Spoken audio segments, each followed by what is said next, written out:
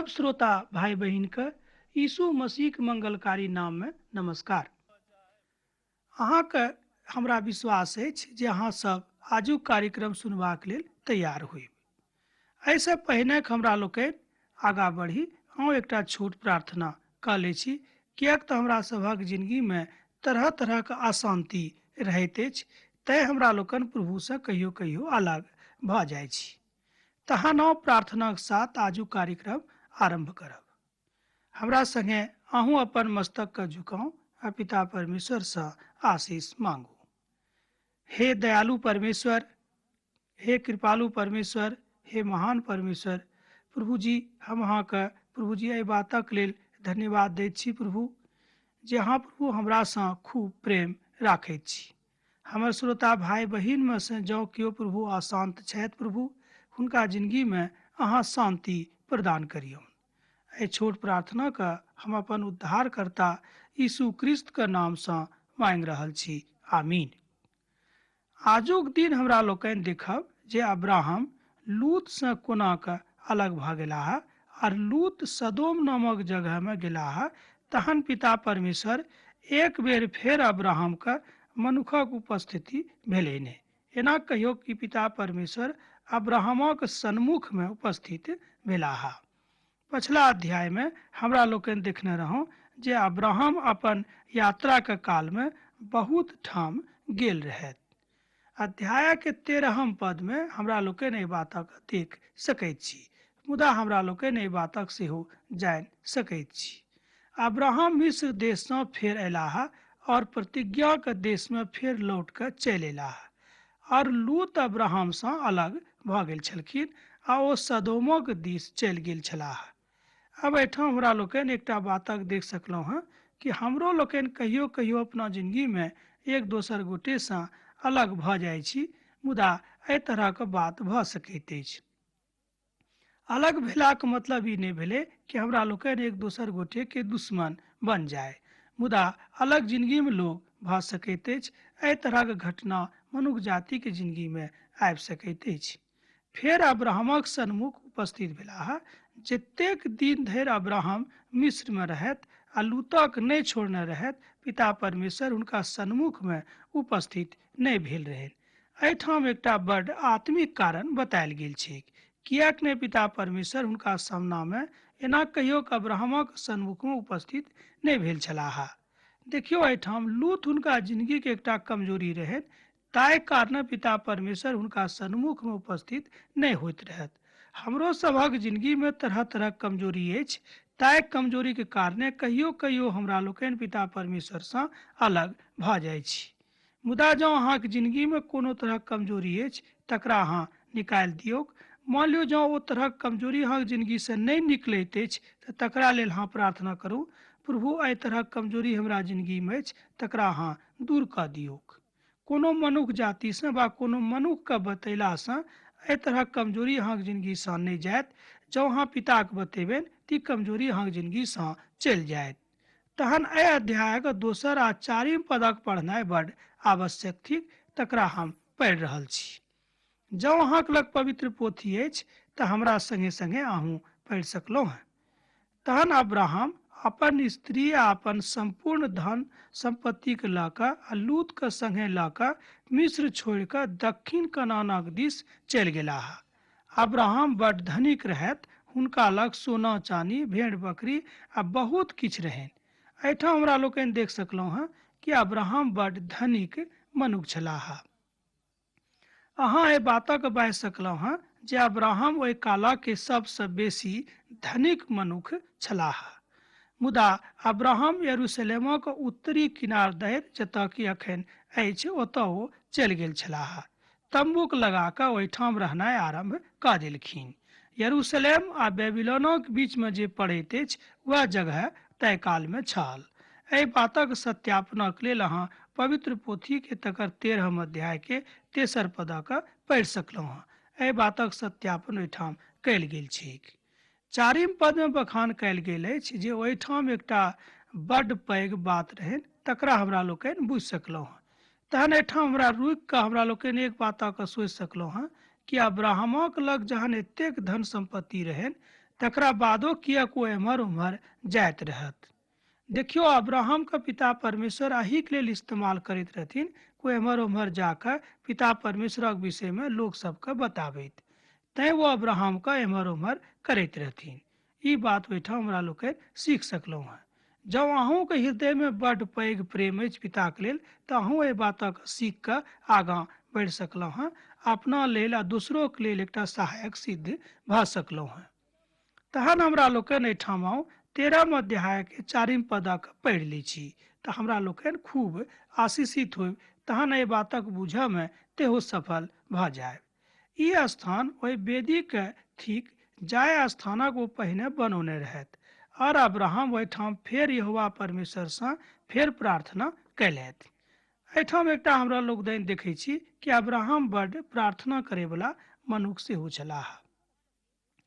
प्रार्थना एकटा एहन शक्ति अछि जाहि शक्ति के कारणे हमरा लोकनि अपना जिंदगी में बहुत किछु देख सकलहुँ हैं, बहुत किछु प्राप्त कर सकलहुँ हैं।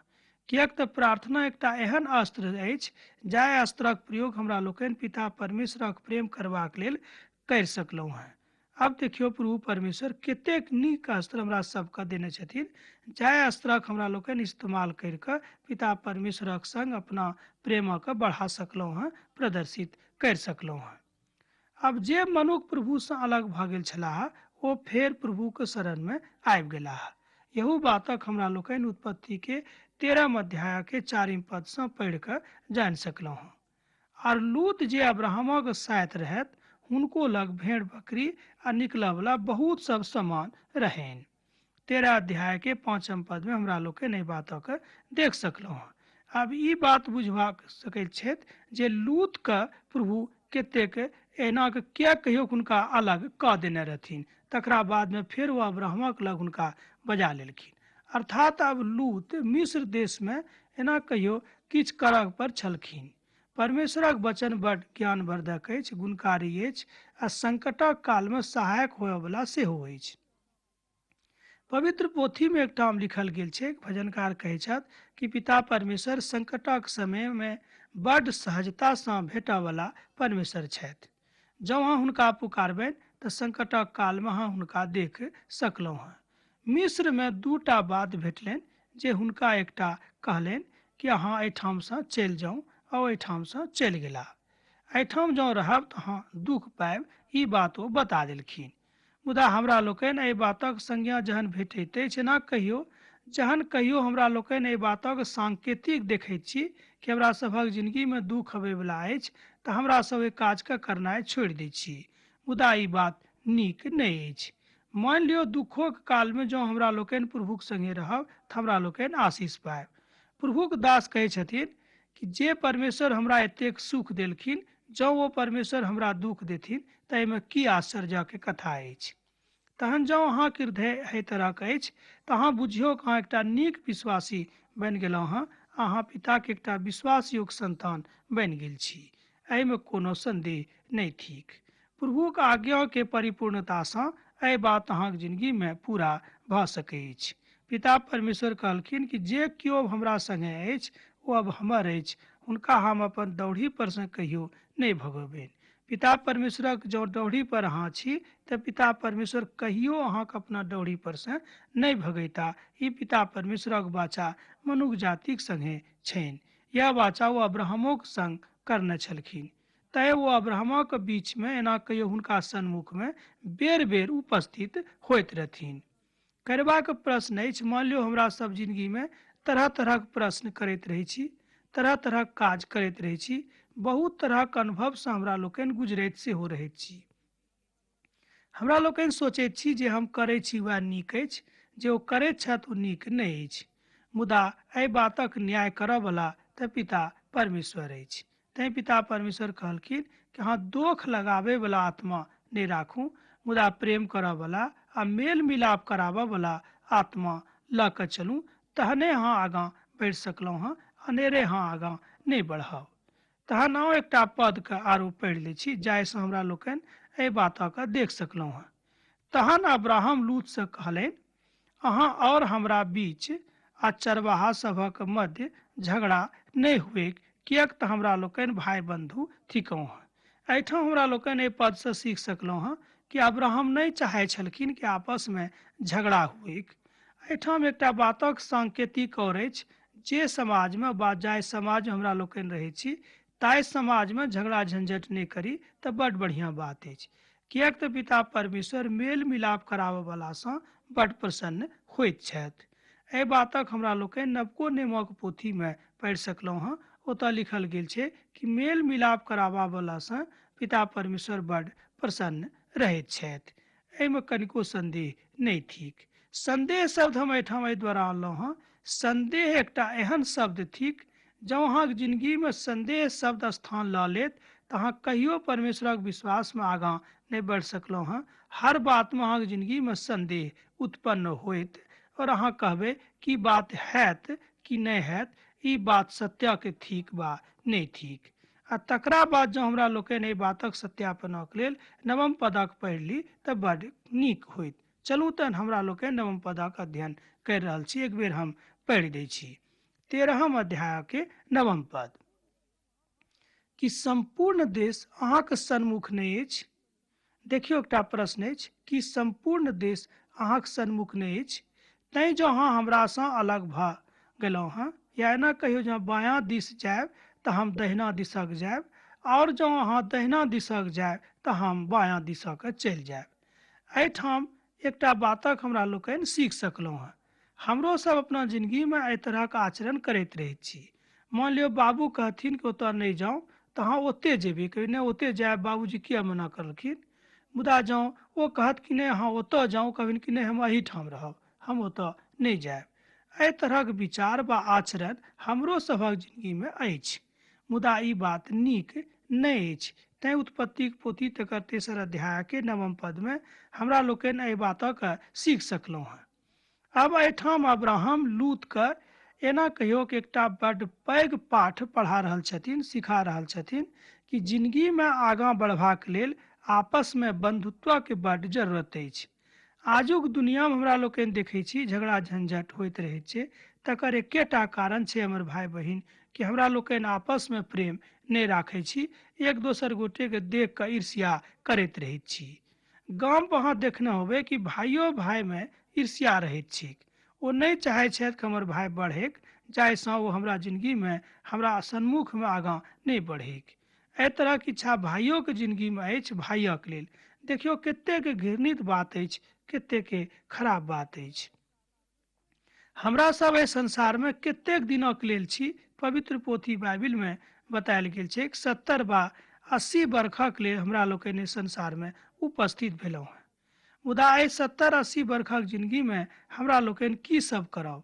एहिठाम जे किछु छैक ओहि सभटा चीज परमेश्वरेके दिससँ अछि, मुदा जहिया परमेश्वर एहि सब चीजक नष्ट कऽ देथिन एहि सभटा चीज नष्ट भऽ जेतैक। दुनियामे जे घटना होइत रहैत छैक एहि घटनासँ हमरा लोकनि एहि सभटा बातक सीख सकलहुँ हैं। मुदा अब्राहम अपन भातिज लूतके ई सब बता रहल छथिन जे अहाँ कोन तरह पिता परमेश्वरक विश्वासमे आगाँ बढ़ि सकलहुँ हैं आ अपना बीचमे अपनत्वक प्रेम जागृत करि सकलहुँ हैं। देखियौ अब्राहम कतेक नीक काज पिता परमेश्वरक लेल एहि संसारमे करि रहल छथिन। तैँ एकटा पवित्र पोथीके विद्वान कहैत छथि कि अब्राहम एहि दुनियामे एखनो धरि एतेक प्रसिद्ध मनुष्य छथि कि पिता परमेश्वरक आशीष हुनकामे एखनो देखैत छनि। मुदा हमरा लोकनि अब्राहमेक जकाँ जिंदगी बिता सकलहुँ हैं आ पिता परमेश्वरक आशीष प्राप्त करि कऽ हुनक दोस्त बनि सकलहुँ हैं। तैँ अब्राहम लूतके अपनासँ अलग कऽ देने रहथिन, जाहिसँ हुनका कोनो बातक लेल चिंता नहि रहनि या इच्छा नहि रहनि कि ओ लूतके किएक अलग कऽ देलखिन। किएक ओ लूतके सिखाबैके इच्छा राखैत छलखिन कि जँ लूत हमरासँ अलग भऽ जायत तऽ ओ सीखत कि पिता परमेश्वरक प्रेम कतेक महान अछि। मान लियौ कहियो कहियो हमरो लोकनि अपन माय बाबूके साथमे रहै छी आ हुनके इच्छा पर जियै छी आ हुनक जे धन संपत्ति छै तकर हमरा लोकनि उपभोग करैत रहैत छी। मुदा एहि बातक हमरा लोकनि नहि सोचैत छी कि धन संपत्ति हमर बाबू वा माय कतयसँ आनने छथिन। मुदा हमरा लोकनि ओहि बातक उपभोग करैमे बड्ड आनन्दित रहैत छी। ई बात ठीक अछि कि संपत्ति अहाँके अछि, किएक तऽ अहाँके बाबू ई सभटा संपत्तिके अर्जन करने छथिन। मुदा एहि बातक लेल अहाँ कहियो चिंता नहि करू जे ई बात किएक अहाँके जिन्दगीमे भऽ रहल अछि, इहो ठीक नहि अछि। किएक तऽ जँ अहाँ अपने सँ उपार्जन करबै तहने अहाँके पता लागत कि ई सबटा बात कतयसँ आबि रहल अछि, एहि सबटाके उपार्जनमे कतेक मेहनत सेहो अछि। तहन हमरा लोकनि अब्राहमक जिन्दगीसँ एकटा बात सीख सकलहुँ हेँ कि अब्राहम एकटा सुसंगठित समाजक निर्माणक लेल काज करैत रहथिन। ओ चाहैत रहथिन कि सबके जीवनमे आपसमे प्रेम रहैक, संपूर्ण समाज प्रेममे सराबोर भऽ जायक। तहन लुइत आँखि उठा कऽ यरदन नदीक लग सबटा तराईक दिस देखलनि जे ओ सब ओहिठाम पटायल छैक। जाबे धरि पिता परमेश्वर सदोम और अमोरा का नाश नहीं करलखिन कहने रहत, ताय धरि एना कहियो ओहिठाम एहि तरहक दृष्टि बनल रहेक। जे बाट दऽ कऽ यहोवा जाइत रहत, एना कहियो जाय बाट दऽ कऽ परमेश्वर जाइत रहथिन, ताय बाटमे ई सब बात बनल रहेक। तहन आउ उत्पत्तिक पोथी तकर 13 अध्याय आ तकर 10 पद के हमरा लोकनि पढ़ी। जाबे धरि पिता परमेश्वर सदोम और अमोरा का नाश नहीं केने रहत, तखन धरि सोअर के बाट धरि दऽ कऽ गाछी यहोवाक रहनि, और एना कहियो मित्र देश जकाँ ओहिठाम उपजा होइत रहनि। देखियो एहिठाम वो उपजा होय वाला देश रहेक। मुदा जहन पिता परमेश्वर सदोम आ अमोरा के नाश कऽ देलखिन, तकरा बाद ई नहि भेलैक। जाय दिनक बाद, एहि कालक बाद एना कहियो ई बखान आबैत अछि कि पिता परमेश्वर अब्राहम के जिंदगीसँ ई बात सिखाबैके कोशिश करि रहल छथिन कि हमरा लोकनि एहि पोथीके अध्ययन जँ रुचिकर रूपे करी, प्रार्थना रूपे करी, तऽ हमरो लोकनि एहि जिंदगीमे आशीष प्राप्त करि सकलहुँ हेँ। देखियो सब केओ चाहै छथि हुनका जिंदगीमे आशीष आबनि, सब केओ चाहै छथि कि अपना जिंदगीमे हम आगाँ बढ़ी। एहन हम सोचै छी जे कोटा मनुख एहि संसारमे नहि छथिन जे नहि चाहै छथिन कि हम अपना जिंदगीमे आगाँ बढ़ी। आगाँ बढ़नाइ कोनो खराब बात नहि अछि, मुदा हम कोन तरह आगाँ बढ़ि रहल छी एहि बातक ध्यान रखनाइ बड्ड आवश्यक थिक। कोनो खराब काज कऽ कऽ जँ हमरा लोकनि आगाँ बढ़ि रहल छी तऽ ई बात नीक नहि अछि। तहन अब्राहमक संग एना कहियो जतेक दिन ओ दिन बितौलथि ओ बड्ड नीक दिन रहनि। तहन हमरा लोकनि एहि बातक सत्यापनक लेल 13 अध्याय के 13 पदक देख सकलहुँ हेँ।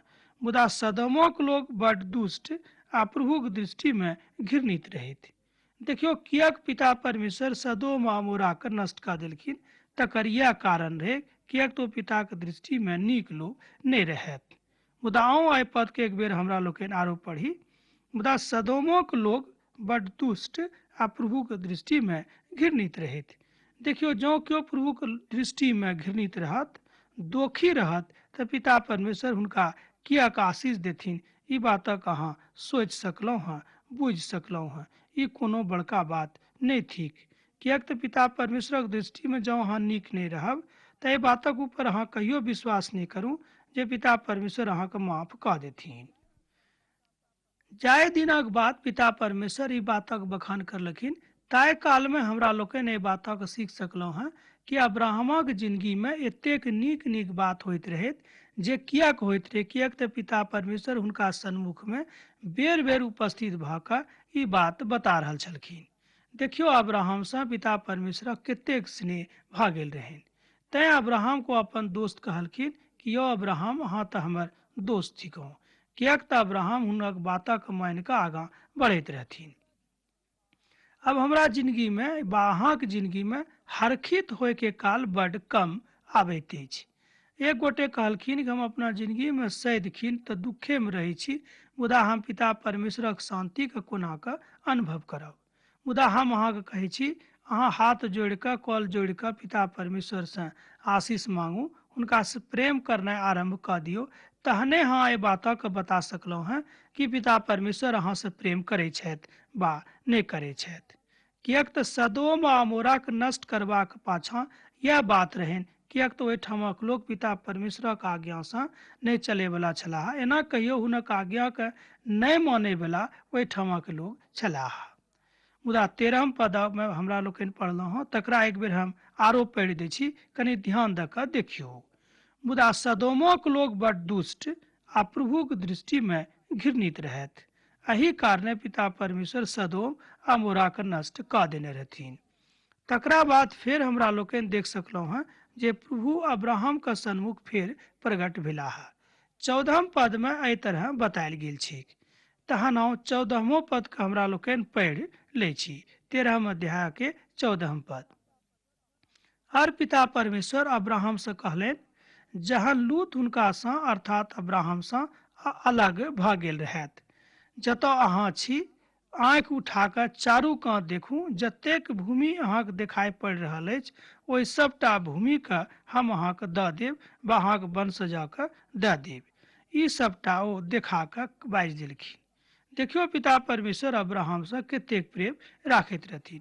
ओ कहलखिन कि एहिठाम ठाढ़ भऽ कऽ देखियौ, चारू दिस देखियौ, पूरब पश्चिम वा उत्तर दक्षिण जतेक भूमि अछि, ओहि सबटा भूमिके हम अहाँके दऽ देब।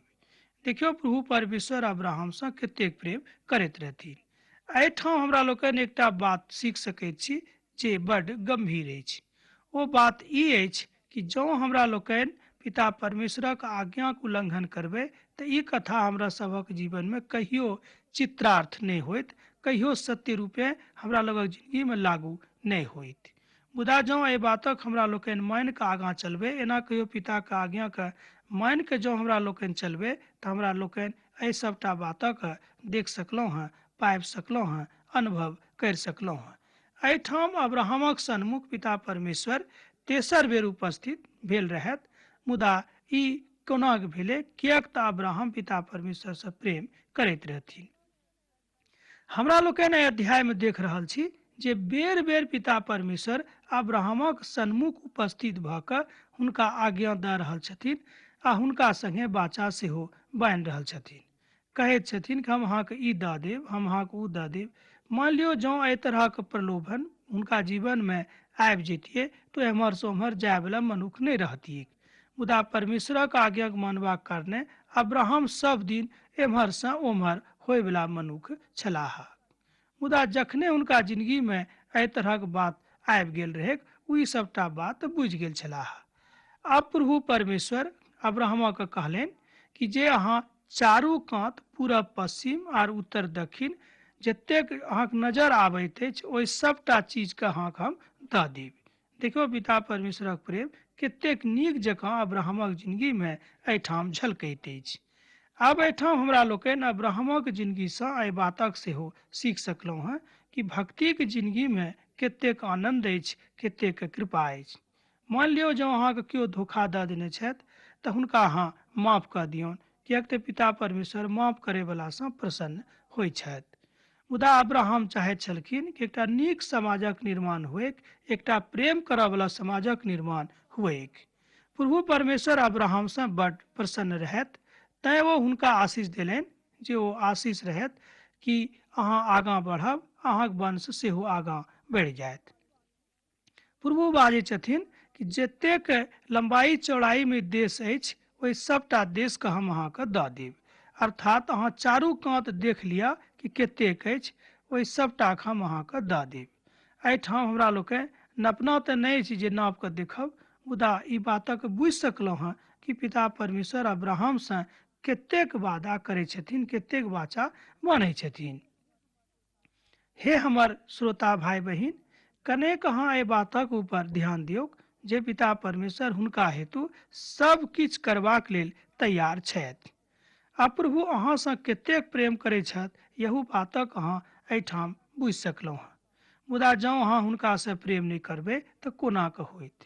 जेना हमरा लोकनि गामपर सुनैत रहैत छी कि एक हाथसँ ताली नहि बाजैत अछि, केओ एक हाथसँ थपड़ी नहि बजा सकैत छथि। जँ अहाँ एक हाथसँ थपड़ी बजेबै तऽ एकटा अनर्थे भऽ जायत।